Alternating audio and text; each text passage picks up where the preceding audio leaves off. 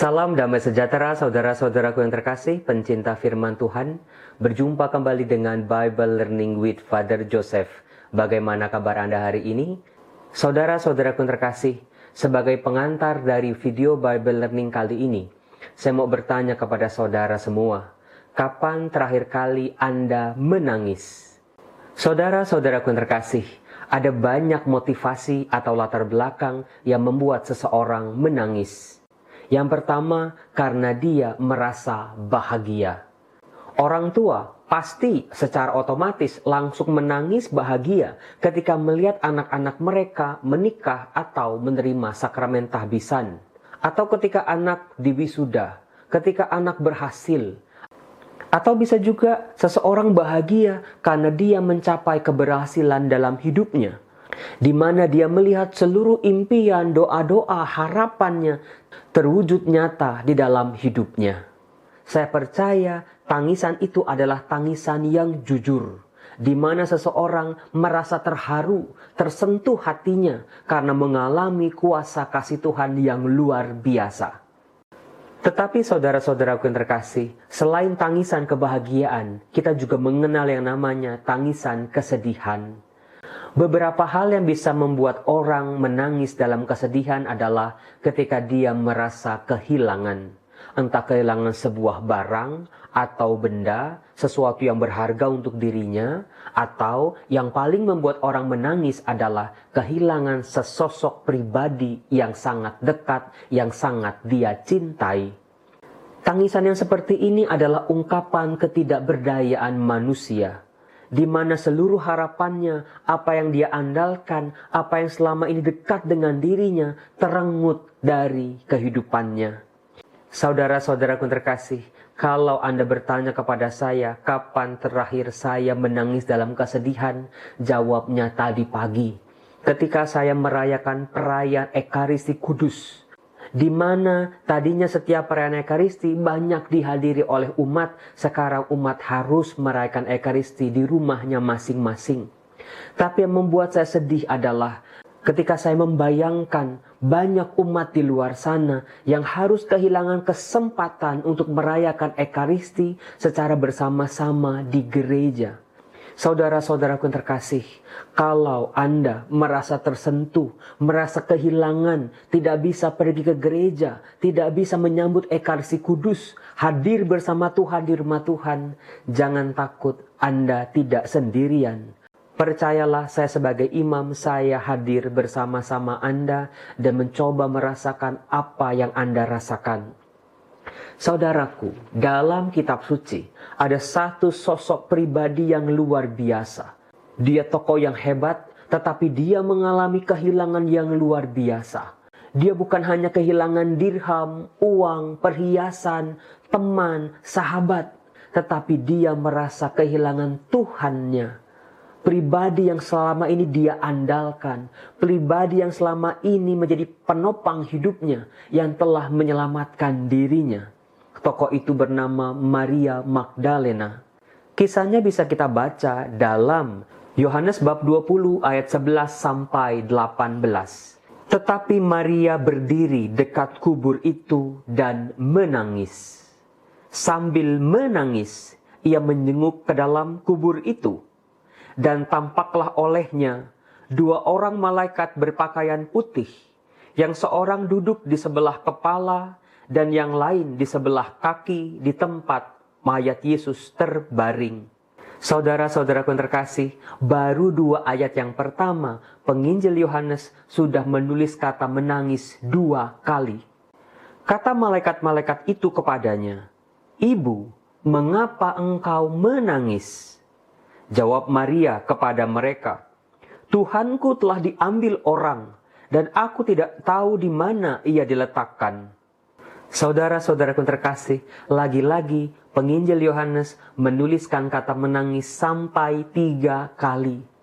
Hal ini pasti penting saudara-saudara untuk menggambarkan kehancuran Maria Magdalena karena gurunya, Tuhannya, juru selamatnya yang tadinya dekat dia rasakan, yang tadinya menyelamatkan hidupnya, sekarang harus hilang dari pandangannya.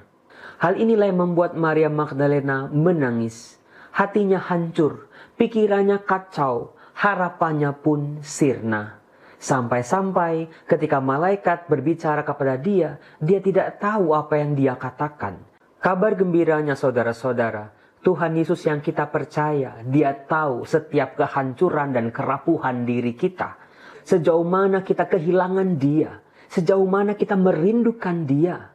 Berhadapan dengan Maria Magdalena yang sedang menangis, yang pikirannya sedang kacau, hatinya sedang porak-poranda, Tuhan Yesus justru hadir di hadapannya.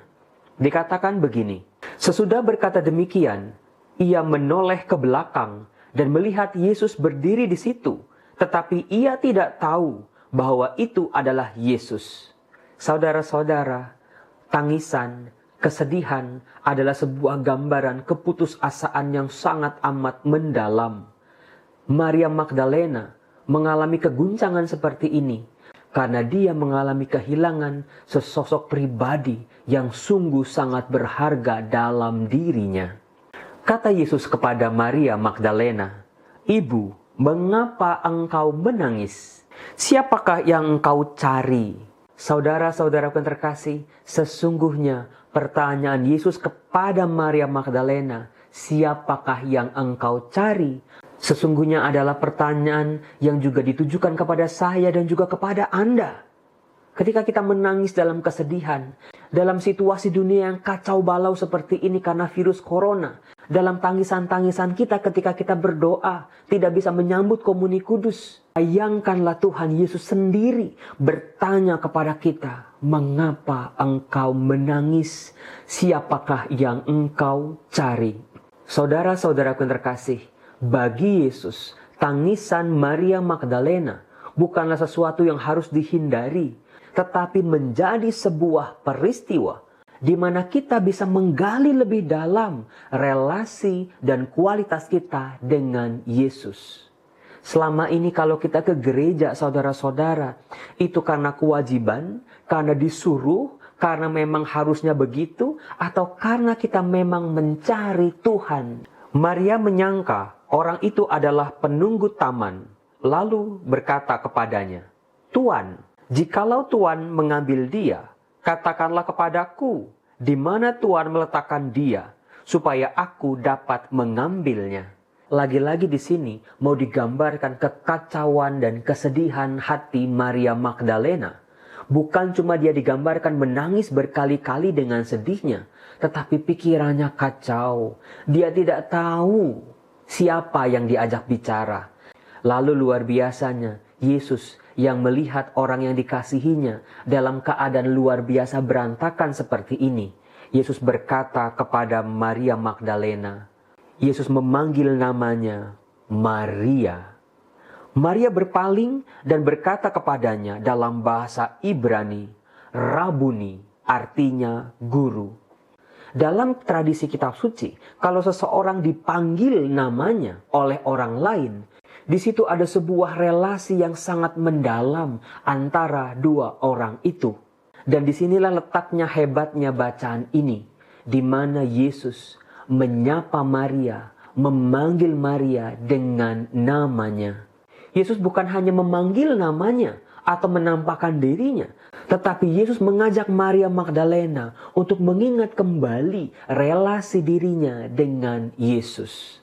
Saudara-saudaraku yang terkasih, situasi seperti ini, yang serba tidak mudah ini, yang seringkali menghancurkan harapan kita, yang membuat kita menangis, yang membuat kita merasa jauh dari Tuhan, justru akan dipakai oleh Yesus untuk mengingatkan kembali kepada diri kita, pikiran kita, hati kita, pengalaman-pengalaman kita di masa lalu, bagaimana kedekatan Yesus dengan diri kita. Maka dalam momen-momen seperti ini saudara-saudara adalah sebuah momen terbaik buat kita. Selain masa pertobatan, tetapi kita mengingat kembali memori-memori indah kita dengan Allah, dengan Yesus Sang Juru Selamat.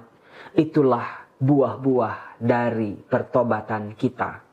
Saudara-saudaraku yang terkasih, di setiap peristiwa-peristiwa, lika-liku kehidupan, tangis maupun tawa, hendaklah kita selalu berusaha mengambil sisi-sisi positif.